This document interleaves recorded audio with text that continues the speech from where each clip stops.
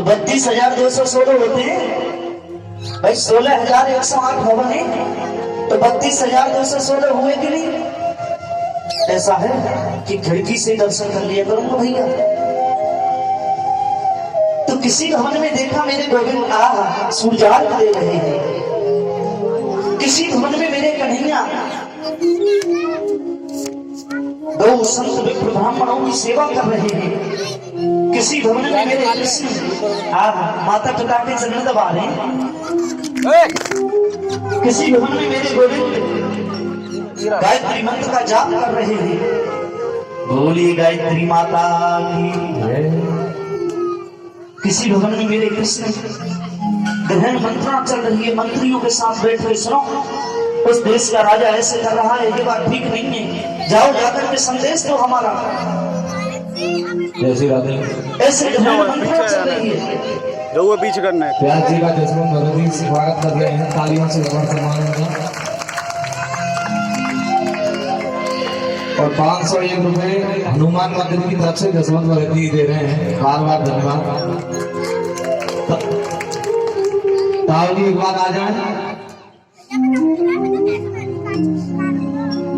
एक बार मंच पे आ जाए ताऊ जी।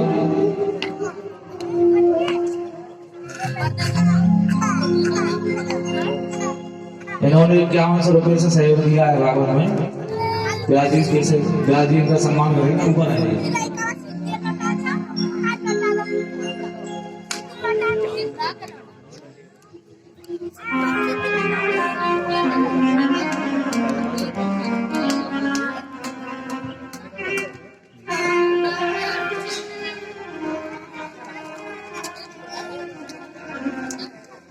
हरे राम राम राम हरे हरे,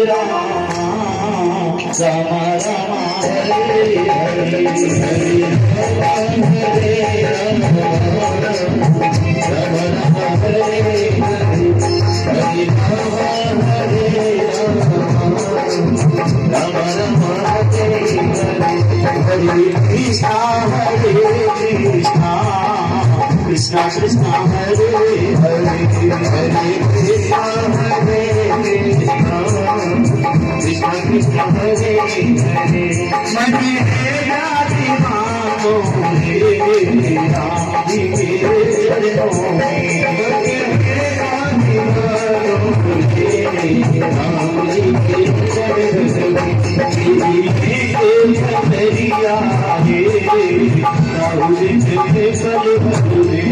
मेरिया हे राहुल तेरे कल भरे, मेरी खबरिया हे राहुल भर भर हरे राम हरे राम हरे राम हरे हरे।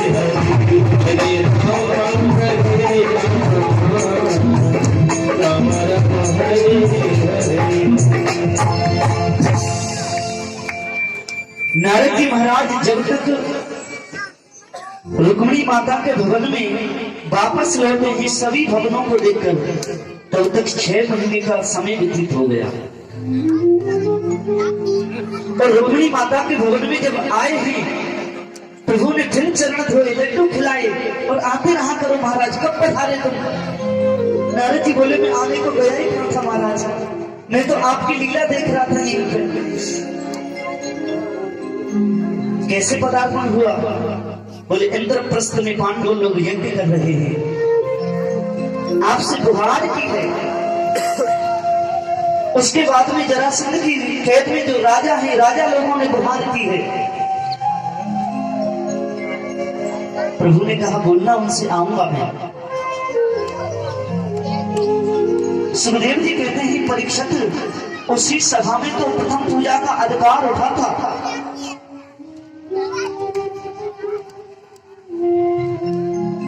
जिसमें सहदेव ने कहा था कि प्रथम पूजा के अधिकारी तो श्री कृष्ण ही हैं। जहां शिशुपाल ने गाली दी गोविंद को और शिशुपाल का सिर धड़ से लग कर दिया सुदर्शन चक्र में। अब देखो ये धन होता है ना, ये बड़े बड़ों की बुद्धि में विकृति पैदा कर देता है। वो क्रूर की जो कल आप सुन रहे थे ना, ब्रज की रज में साष्टांग दंडवत लेटते जा रहे थे, अब अक्रूर ने देखा कि कृष्ण तो यहाँ पे है नहीं। उनके ससुर जी सत्राजित जी रहते महल में, घर में 80 करोड़ सोना देने वाली मणि है। तो अक्रूर जी ने सद्धम्भवा नाम के व्यक्ति को भड़काकर श्री कृष्ण के ससुर जी का कल्याण ही करा दिया। सत्यभामा रोती रोती इंद्रप्रस्थ पहुंची, सैनिक ने जाकर के गुहार की, प्रभु सत्यभामा जी पधारी है।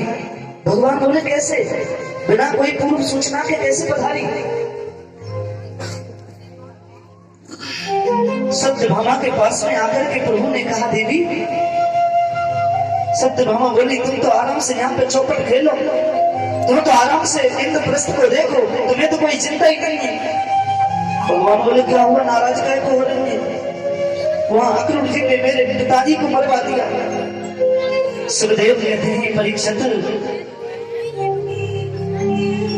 जैसे ससुर जी के मरने की खबर गोविंद ने सुनी, सत्यभामा को गले लगाकर बहुत रोए। राजा बोले, ज्यादा क्यों रोए? बोले, अपने पिताजी मर जाए तो भले ही मत रो, पर पत्नी के पिताजी मर जाए तो रोना ही पड़ता है, वरना कहेंगी मेरे पिताजी मर गए, ये रोते भी नहीं है। भगवान ने कहा, अक्रूर जी अब देखो, ये अच्छा तो नहीं हुआ, और द्वारकाधीश होने के नाते मैं तुम्हें उचित दंड दूं, ये तो बड़ा जरूरी है। अब ऐसा है कि तुम्हारा दंड यही है कि ये मणि तुम ही रखो, क्योंकि उस मणि का ऐसा नियम था कि 10 घंटे रोजाना एक आसन से बैठ के उसकी पूजा होती थी, और उस मणि से जितना सोना निकले वो रोजाना तोल कर मेरे खजाने में जमा कर दो। अब बताओ, इससे बड़ा दंड कोई हो सकता है? 10 घंटे रोजाना मणि की सेवा के लिए निकालो, और उसमें से एक तोला तुम सोना भी ले नहीं सकते।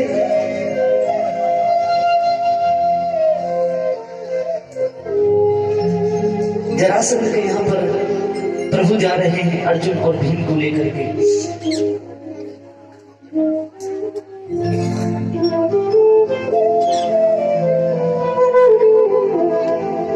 और एक बात आपसे कहेंगे, जरासंध ने 17 बार मथुरा पर आक्रमण किया और 17 बार कृष्ण ने उसे हरा दिया, लेकिन 18वीं बार जब वेद के पंडितों को मंत्र पर बिठा करके गया, एक मुचकुंद नाम का राक्षस आया, उसका भी कल्याण कराया।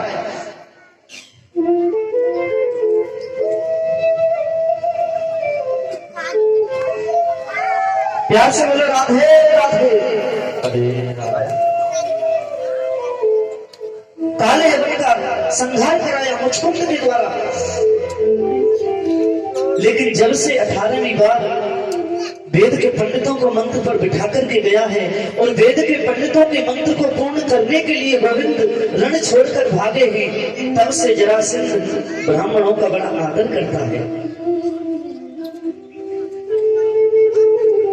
वैसे कोई जरासंध से मिलने आता तो 2-4 सेनापति, 2-4 मंत्री, महामंत्री, संतरी, खंत्री सब रहते, तो जरासंध से 1-8 मिनट बात हो पाती, लेकिन ब्राह्मणों से तो वो अकेला भी मिल लेता है। जरासंध के पास में सूचना पहुंची, बोले महाराज कोई पंडित आए हैं। जरासंध ने आकर के, ओहो आइए पधारिए, कहां से आ रहे? भगवान बोले, अभी तो हिमालय से चले आ रहे हैं। जरासंध बोला, वो महाराज नाम तो क्या बताऊं, वो कृष्ण है ना? कृष्ण से कह रहा है, वो कृष्ण है ना महाराज, बड़ा वीर है, 17 बार मुझे हरा दिया, 18वीं बार मैंने आप जैसे पंडितों को बिठाया, रण छोड़ के भाग गया। तब से मेरे द्वार पर कोई ब्राह्मण आ जाता है, उसे इतना देता हूँ कि कहीं भीख मांगने की जरूरत नहीं रहती। इसलिए आप एक बार आज्ञा करो, क्या सेवा करूं आपकी? भगवान बोले राजन सारी व्यवस्था आप कर ही देंगे और आपकी बातों से ज्ञात होता है जब कृष्ण थोड़ा सा मुस्कुराए कृष्ण यदि हंस जाए तो उनकी पहचान जल्दी हो जाती है। जरासंध बोला माफ करना पंडित जी मैंने तुम्हें कहीं देखा है। भगवान बोले कभी आ गया होगा ग्वाल मंडली के साथ में सत्संग मंडली में, अब याद भी नहीं है, फिर कोई बात नहीं। जरासंध बोला चलो कोई बात नहीं, बोलो क्या चाहिए। भगवान बोले तो सुनो कि युद्धम दे देवराजेंद्र युद्धम न देहि राजेंद्र द्यंदसो यदि मन्यसे युद्धार्थिनीं वयं प्राप्ता राजन्नानि निकांक्षणा। राजन देना चाहते हो तो हमें युद्ध की भिक्षा दे दो, क्योंकि युद्ध की भिक्षा चाहने वाले हम क्षत्रिय हैं, हम कोई अन्य ब्राह्मण नहीं है। जरासंध बोला क्षत्रिय कौन है तुम? ठीक है मैंने वचन दिया है मैं तुमसे युद्ध ही करूंगा, लेकिन अपना परिचय तो कौन है तुम? भगवान बोले परिचय भी दे देंगे श्रीमान। असौ रघुवर पार्थ तस्य भ्राता अर्जुनो हितल अनुरेहेत मातले हुमा कृष्णं जाने तेरी पुं।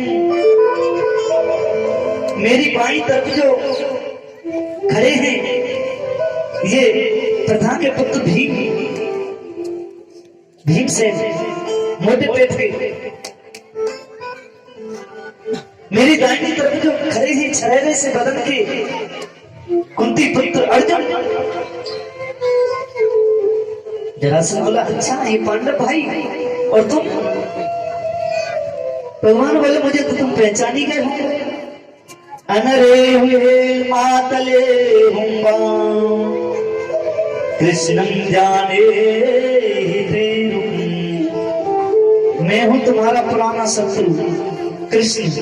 जरासंध बोला बाप रे मैंने तो इसकी बड़ाई इसी से कर दी, अभी थोड़ी देर पहले सुन रहे थे ना तुम, बड़ा मुश्किल काम है ये। तो जरासंध बोला तुमसे तो युद्ध ही क्या करूं, क्योंकि जरासंध ने सोचा 17 बार मुझे हरा दिया, 18वीं बार जैसे तैसे काम चलाया, अब यदि इससे युद्ध किया तो सब किए कराए पे पानी फिर जाएगा। इसलिए जरासंध बोला तुमसे तो लड़ूं क्या, मेरे घर की वजह से समुद्र में जाकर के घर बना लिया तुमने। भगवान बोले तो अर्जुन से लड़ लो। बोले अर्जुन नवभेद योद्धा, ये दुबला पतला बच्चा मेरे से क्या लड़ेगा। हाँ भीमस्तु मम तुल्य बलम, भीम कुछ ठीक ठाक है सो इससे युद्ध कर सकता हूं।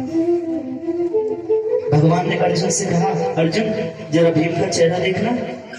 भीमसेन तो भूल गए, अर्जुन भी फैल, श्री कृष्ण भी फैल, आखिर मुझ में कुछ है तभी तो मुझे माफ किया है, इतनी बड़ी अथरथी। भगवान बोले पर लड़ेगा तो पता चलेगा। केला पत्ता जाना सोई बता दिया नस नस ढीली हो गई। और देखो दिन में तो जरासंध करता युद्ध और रात्रि को करता जरासंध इनकी सेवा। पुराने समय में राक्षस लोग भी धर्म का पालन करते थे और बोल दिया जरासंध ने देखो दिन में तुम मेरे शत्रु हो, मैं तुमसे युद्ध ही करूंगा, लेकिन रात में तुम मेरे अतिथि हो, मैं सेवा करने में कोई कसर नहीं छोड़ूंगा। बोल दिया। नस नस ढीली हो गई लड़ते लड़ते भीमसेन की, और आकर के गोविंद के चरणों में जो रोए और आकर के बोले कन्हैया ये कोई आदमी नहीं है, ये तो पहाड़ है।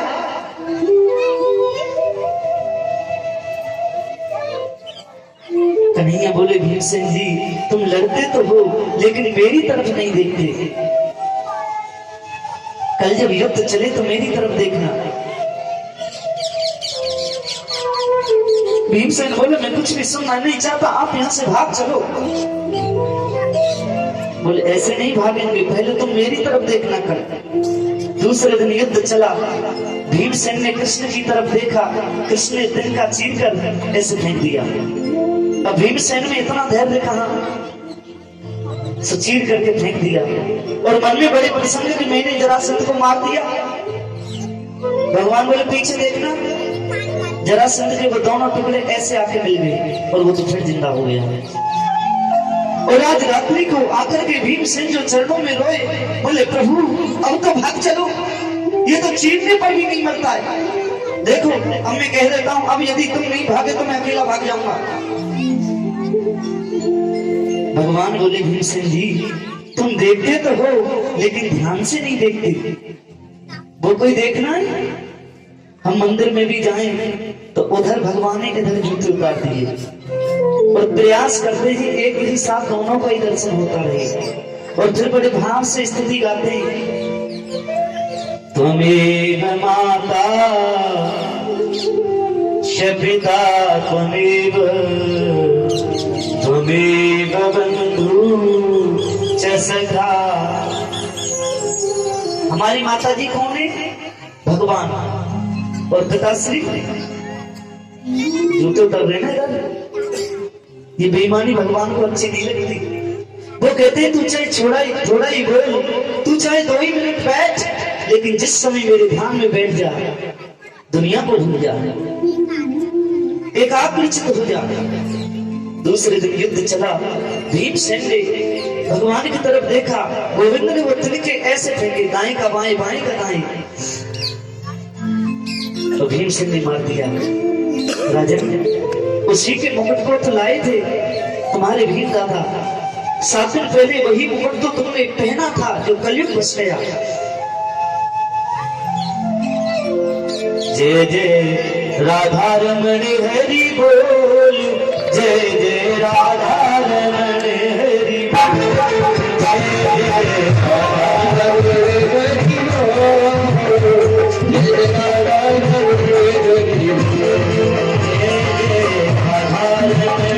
हरि बोल, जय जय राधा रमण हरि बोल, जय जय राधा रमण हरि बोल, जय जय राधा रमण हरि बोल।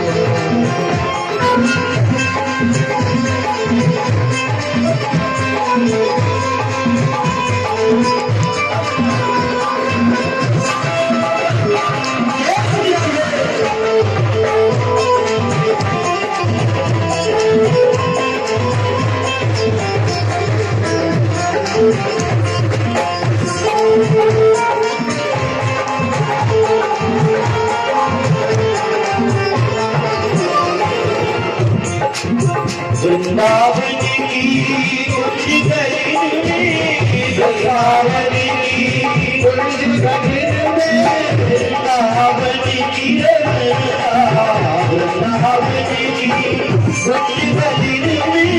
वृंदावन की उठ गई, जय जय राधा रमण हरि बोल।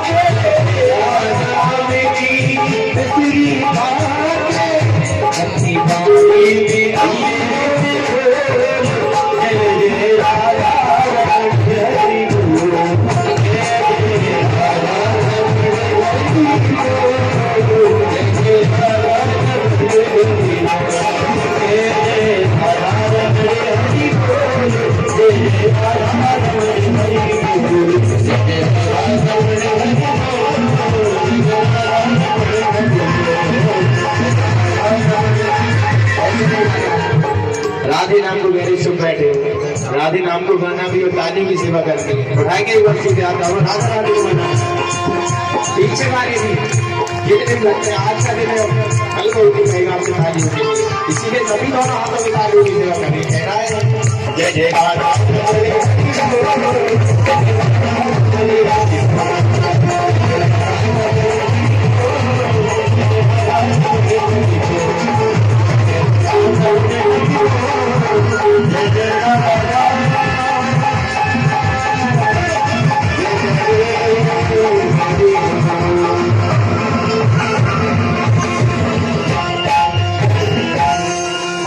बिहारी लाल बोलिए लाड़ी सरकार की जय।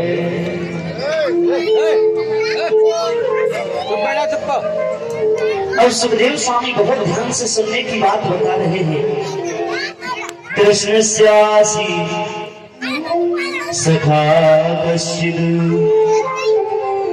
ब्रह्मरो ब्रह्मविद्तमः कि विरक्तः इंद्रियार्थेषु प्रशांतात्मा जितेन्द्रियः। कृष्ण के बचपन के सखा है, नाम है सुदामा। क्या बात है, जितनी अच्छाइयां सुखदेव स्वामी को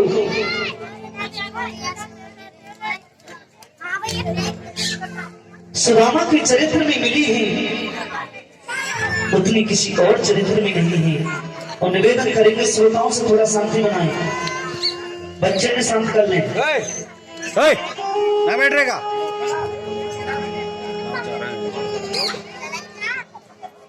एक बात आपसे कहें, गोविंद के साथ में जिसने बचपन में क्रीड़ा करी, उसकी नजर में धन और वहीवल का महत्व कैसे हो सकता है?